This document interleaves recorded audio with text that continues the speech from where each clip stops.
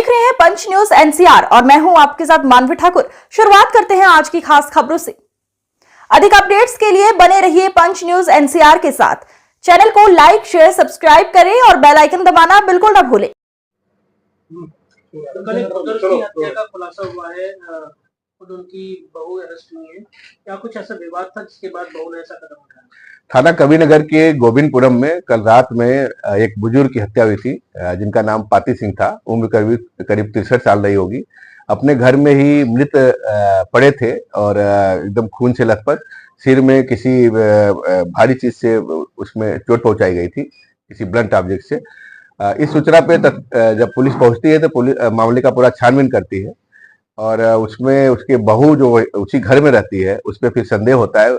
बहू को हिरासत में लेके जब कड़ाई से पूछताछ की जाती है तो बहू पूरा इस घटना हुई है हत्या की, उसमें जुर्म का इकबाल करती है और घटना के पीछे जो वजह बताती है कि जो ये ससुर थे जिसकी हत्या हुई है, वो इस पे गलत नजर रखते थे और कल भी उन्होंने कुछ ऐसी हरकत की थी।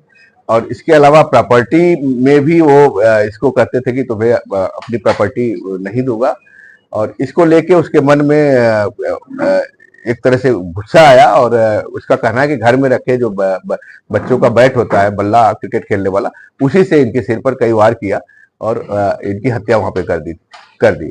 अभियुक्ता जो इसकी बहू है, खुद की बहू आरती, उसको गिरफ्तार किया गया है। उसने अपना जुर्म का इकबाल किया है और इसमें अन्य विधिक कार्रवाई सुनिश्चित की जा रही है।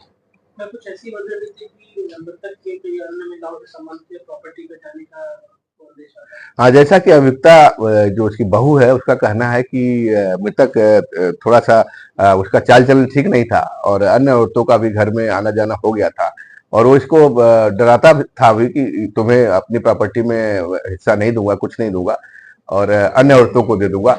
उसको लेके भी इसके अंदर उसको सबक सिखाने का, उसको ठिकाने लगाने का, उसकी हत्या करने का।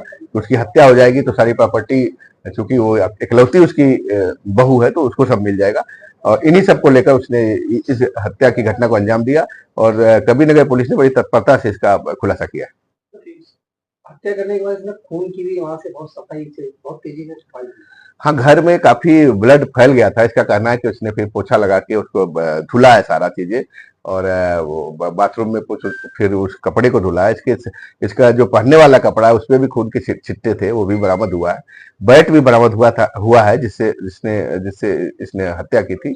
सब ये बता रही है और किस तरह से घटना को अंजाम दिया पूरा इसने खुलासा किया। पुलिस को गुमराह करने के लिए कुछ तरीका अपने? हाँ, कुछ ये भी बता रही है कि इसने जो मृतक था उसको अर्धनग्न कर दिया था ताकि पुलिस को प्रथम दृष्टया शक हो, बहू पे शक न हो, बाहरी आदमी पे शक हो कि चाल किसी इसके जो बैठ चाल चरण के नाते इसकी हत्या हुई किसी और ने। आरोपी का यही कहना है कि कई बार उसने थाने में तहरीर दी कि मेरा ससुर मेरे साथ छेड़खानी करता है, उसको पकड़ने को कर। हाँ, इसका ये भी बात आई है, लेकिन इस तरह का कोई मामला पुलिस संज्ञान में इधर बीच नहीं है। कुछ इनका विवाद चल रहा था, अभी कोर्ट से आदेश होके बहू वहां पे घर में रहना शुरू की थी, तो इस तरह की बात भी आई है और कुल मिला के बहू ने इस पूरे हत्याकांड को अंजाम दिया है और वो हिरासत में विधिक कार्रवाई की जा रही है।